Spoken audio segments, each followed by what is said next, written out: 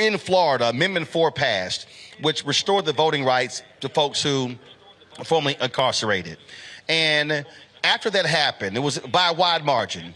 Republicans then began to change the law because they saw what the impact would be. Upwards of 1.4 million people were going to be impacted.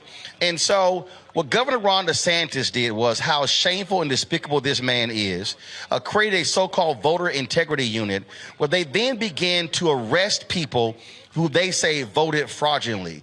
The New York Times, the Tampa Times, the other newspapers, they've been reporting on this. And this is a video that went viral today, body cam footage of police officers arresting people, largely black people, who they claim voted illegally, even though the state of Florida told them they were eligible to vote. Watch this.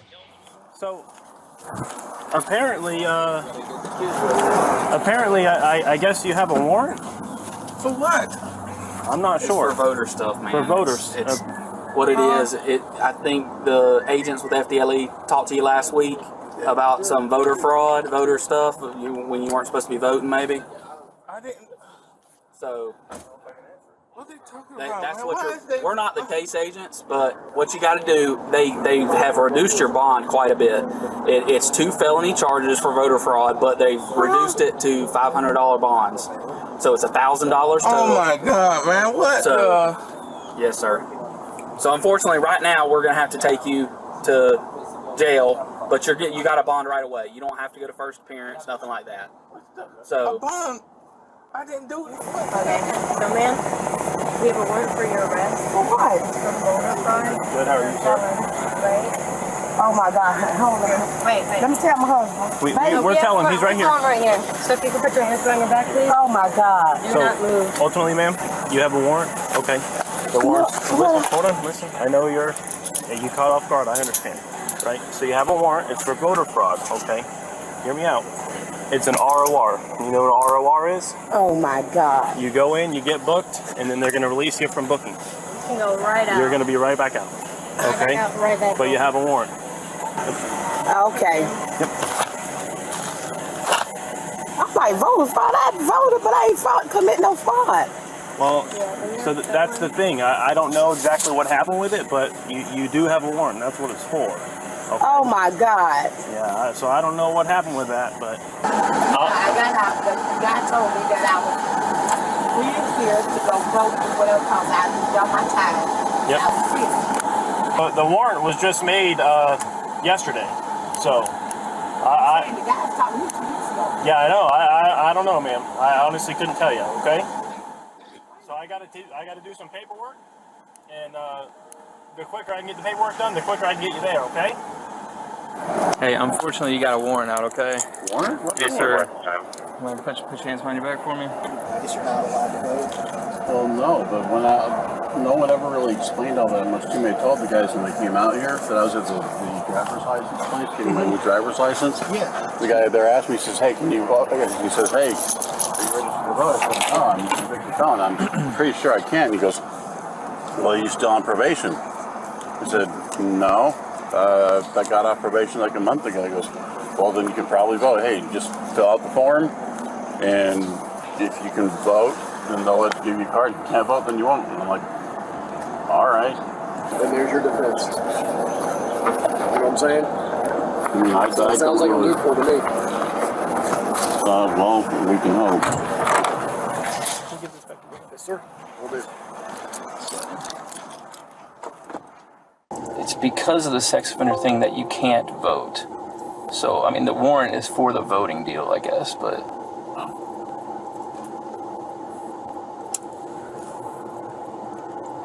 I guess it's kind of all tied together.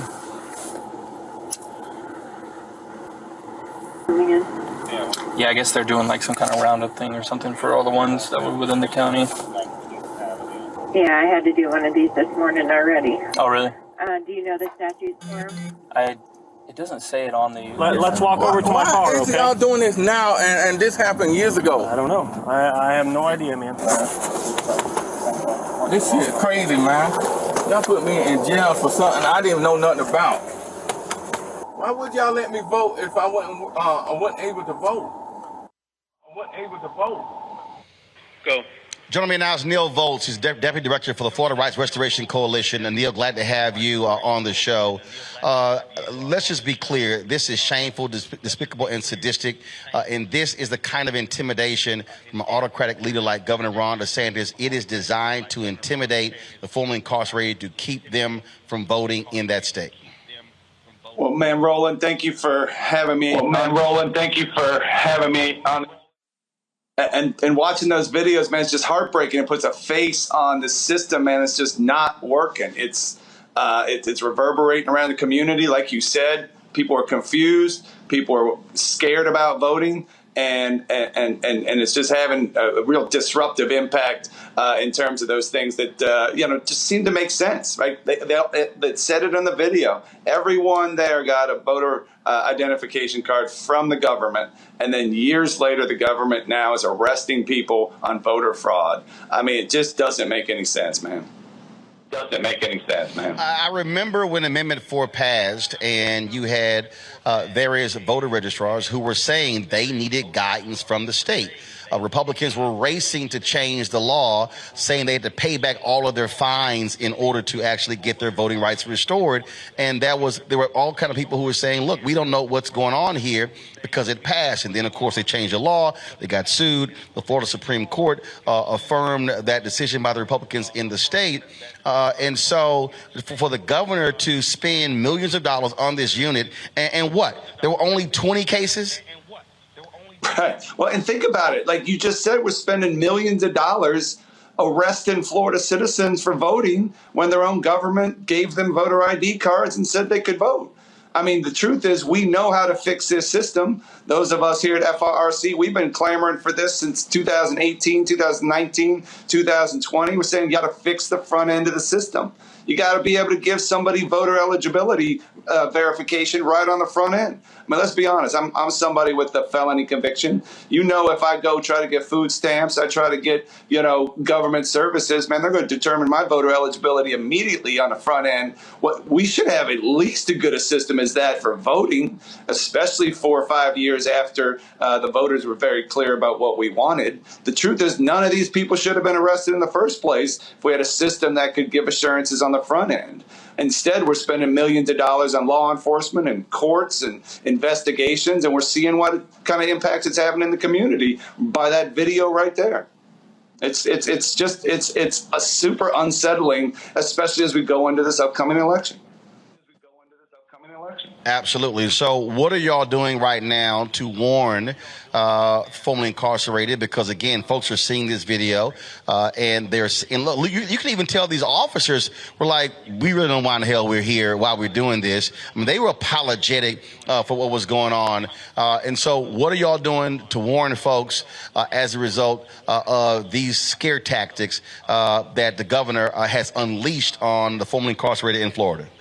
Yeah, I mean, we're doing a couple things. I appreciate you asking. One, once these arrests started, we immediately set up a bail fund. We immediately set up a legal defense fund because, look, we know the system. 98% of people plead out, right? So we got folks put in a situation in which they're sitting in jail trying to negotiate for their own freedom and for their own future. And it's an uneven negotiation. So we want to make sure that we get everybody out. We want to make sure that anyone who wanted attorney, that we could get somebody assigned to them so that they could have counsel, they could make wise decisions. And we want these conversations to be happening in the courtroom, right? Because we know that there needs to be intent. And we didn't see intent from anybody there. We saw shock that they were even being arrested, right? Everyone that we're seeing in those videos are saying the same things that we're reading in all these affidavits, right? I didn't know that I was on the sidelines of my community for years. I wanted to vote. I wanted to be a part of my community, so I did because the government told me I did. And now 2-3 years later, they're getting arrested. So what we're doing is getting the word out to all of our members through our chapters, through webinars, through one-on-one conversations, and making sure that folks know that they can connect with us and connect with attorneys if they have questions, because we got a horrible situation, to be frank, here in Florida. If you're unsure, the system's basically saying don't vote. And we think that's a horrible process. We need to get the certainty back in the system. And that's why we're also grateful for platforms like yours. And you know, in which we can be very, very clear. Other states have figured this out. They know how to determine eligibility on the front end of that process so that we don't have to deal with any of this stuff on the back end. The couple of gentlemen who are in the videos that we saw, they got their information from the DMV. They went down to the DMV and had government folks tell them that they were eligible. If I went down to the DMV as a 13-year-old and said, hey, I want to drive, and they gave me a driver's license for 3 years and then arrested me afterwards, I think we'd all be up in arms. But that's exactly the process that we have here. We have a system that doesn't work, and now we're reacting to it with law enforcement and criminalizing voting and making things worse. So, man, we are beating the drum as loud as we possibly can. And I say it again and again, man, thanks for allowing us to talk to folks who care about this through your program, man. We're really grateful for that. Well, Neil, we certainly appreciate it. Give my best to Desmond and Sheena as well. It's shameful these folks having to deal with that. This woman trying to go to work and then she gets arrested. She's trying to tell her husband because of the actions of Florida Governor Ron DeSantis. But we appreciate it. Thanks a lot. Thank you so much. Michael Brown, I'll start with you. Actually, let me start with Larry since he's there in Florida. Larry, if people need any other reason to throw Ron DeSantis out and vote for Charlie Crist, this is a perfect example right here. I mean, what he is doing, this is about intimidating the formerly incarcerated. And I really hope those upwards of 1.4 million people in Florida who are formerly incarcerated use the power of that ballot and throw him and every single other Republican who passed that law trying to stop them from being able to get their voting rights restored. So, Roland, this video and how they were treated is how with people in the state of Florida, particularly the governor, are treating returning citizens, but not just returning citizens. We also talk about migrants also, right? I think that the issue here in Florida, Roland, is that there are some people who don't have a problem with this kind of behavior. Let's be clear. We even seen some of the recent polling numbers leading up to the November election in the governor's race in particular. But if you're an American and you believe in fairness, you certainly can't believe this is the way things should be done. It's also, once again, as it was, you've highlighted, is that those individuals, the state said that they could vote, and then they were arrested a few years later. So, we're clearly understand that we have an election coming up in a couple of weeks. So it's silly season as it relates to politics. Another layer to this rule, and I think is really important and is terrorizing for Floridians that look like me, is if we allow Governor DeSantis to win in a few weeks, as he ramps up to run in 2024, it will get far worse for Black and brown Floridians. So it is important in the next couple of weeks that we put an end to these shenanigans right now, because we can't allow our everyday individual in the state to be treated like this. And if we allow this to occur in Florida, we'll see that mirrored in other states. But once again, it's silly season leading up to elections. And there are people in the state who embrace this kind of behavior from the governor. Michael, I did a video the other day where I said the hell that is going to be unleashed on Americans, especially Black folks, if Republicans take control of the House and the Senate, as well as more governor's mansions, is real. And I've got these fake these so-called new black media people out here who frankly represent nobody. All they do is talk about other people, trying to say, "Oh my goodness, these are scare tactics Roland's employing." No, fools, look at this. This is real. If Ron DeSantis gets reelected, we are to see how he is terrorizing teachers when it comes to teaching there, how they're trying to actually strip folks of tenure, how they're trying to tell what they can't teach in classrooms. And so it's abundantly clear what's going on. And then you got people like Senator Marco Rubio, who's running against Congresswoman Val Demings. He wants to be senator for another 6 years, who's just kissing the behind of Donald Trump. And I'm telling you, people, you can sit here and play games if you want to, but the agenda that they plan to unleash is all about literally stealing elections. Steve Bannon has said, we're going to put people in the rooms counting the votes, and not all votes should count. And so if folks want to dance around this issue, they can. But I'm telling you right now, they're going to rue the day if all of a sudden they're in control of the House and the Senate, and they continue to control state legislatures. And it is going to be hell for the formerly incarcerated and for Black folks. And thank you. Do we have to call you Uncle Roro now? Is that what we have to call you? First of all, all you Omegas just simply say, bow down to us Alphas. I didn't say anything. I don't know why Michael, I don't know why you started.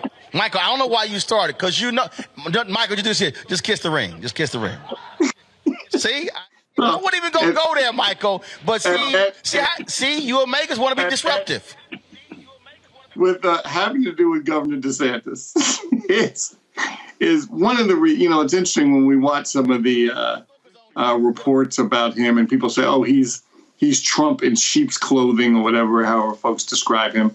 I don't necessarily agree with that. I think he is just as bad as Trump, and frankly, he may be worse for a couple of reasons. One, the 45th president didn't really understand government. He had never been elected official. He didn't understand. He was like a bull in a china shop. Governor DeSantis knows exactly how government operates. Moreover, if he does run in 24, he will still have the bully pulpit of being governor. He doesn't have to give up his seat. And so he'll be able to do things as governor to show how extreme he is.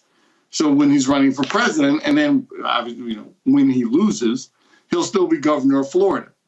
As for the actual law that was passed, which was a great law, they did it also in the state of Virginia when Governor McAuliffe was governor, that you give black folks, and this is obviously we all know the history, you give black folks and brown folks the rights, but then you restrict them so much that people are going to have to make a decision. Do I want to vote or do I want to get arrested? And that's one of the ultimate deterrent. And so I'm glad that the guest that we just saw a second ago is out trying to get the word out. I'm glad you do it every day, Roland, so folks aren't scared and can exercise their rights. Randy, Michael makes a great point, and I've said the exact same thing. Ron DeSantis is even more evil than Donald Trump. Mike Pence, I said the exact same. And I have detailed what is happening here. Axios did their reporting talking about how these hardcore MAGA Republicans, what they're doing is they are putting together a shadow government as we speak right now. So if they win in 2024, the hell they're going to unleash. In fact, right now, Randy, with the Supreme Court, when they listen to the oral arguments in this so-called state legislature legal theory, Republicans in Louisiana and Alabama are literally trying to redefine the definition of who is black. They are right. So what they're trying to do is, because it was already established by the Supreme Court when it came to the census, they want to redefine that because they're trying to shrink the number of people who qualify as black. They do not. The census allows for an individual, if they put two different categories, to be counted as black. They want to actually get rid of that. What that means is that if you're biracial and you put down black, you can't be included. That's how sadistic they are. I keep warning everybody who watches this show that you need to understand what they are doing. They are trying to hold on to power because they see what's coming, and they are afraid when they are no longer in the majority. That's why I wrote my book, White Fear. They're not sitting here playing games here. They're letting us know exactly what they're going to do. And this was happening in Florida is a perfect example of how they're trying to disenfranchise formerly incarcerated people, but especially black and brown people. Well, 100. If there were to allow us to have fair elections, to participate in the democratic process, they wouldn't win. The world has changed now. So what they're doing is creating all sorts of ways to cheat. We see how also the districting is changing in Florida and in all over the United States. I read an article about how they are trying to redefine what African American is. And that's not the first time they've done that. They have always tried to broaden, and they've changed the structure of actually who's accepted and counted as a white person to change numbers. And now with this, and when I saw that there was a task force in Florida, it so reminded me of when our African ancestors were enslaved. And there was a whole group of people meant to really not just catch us, but intimidate us. it should tell people the power of our vote, because what they're trying to do is scare us, not just the recently or the incarcerated, the formerly incarcerated, but all Black people. They understand that we have a fear with systems because, of course, these systems were not built for us and don't treat us fairly. So they're now showing that should you try to participate in the democratic process, you have a chance of being arrested. And they feel that that will keep people home. And they're probably right if we don't go out here and have programs like yours and have these conversations. It's all about intimidation. All right, folks, back to our Roland Martin Unfiltered video in just one moment. Welcome to Atlanta, one of the most expensive housing markets in America. But rather than help out, Brian Kemp cashed in. He made hundreds of thousands of dollars in real estate. His net worth skyrocketed. And while Atlantans struggled to stay in their homes, Kemp gave $10,000 tax handouts to the richest Georgians and a nearly $700 million no-bid contract to his campaign donor. Brian kicked back Kemp, making Georgia work for him, not you. Folks, Black Star Network is here. Oh, no punches! I'm real revolutionary right now. Support this man, Black Media. He makes sure that our stories are told. Thank you for being the voice of Black America, Roland. Stay Black. I love y'all. All momentum we have now, we have to keep this going. The video looks phenomenal. See, this difference between Black Star Network and Black-owned media and something like CNN. You can't be Black-owned media and be scared. It's time to be smart. Bring your eyeballs home. You dig?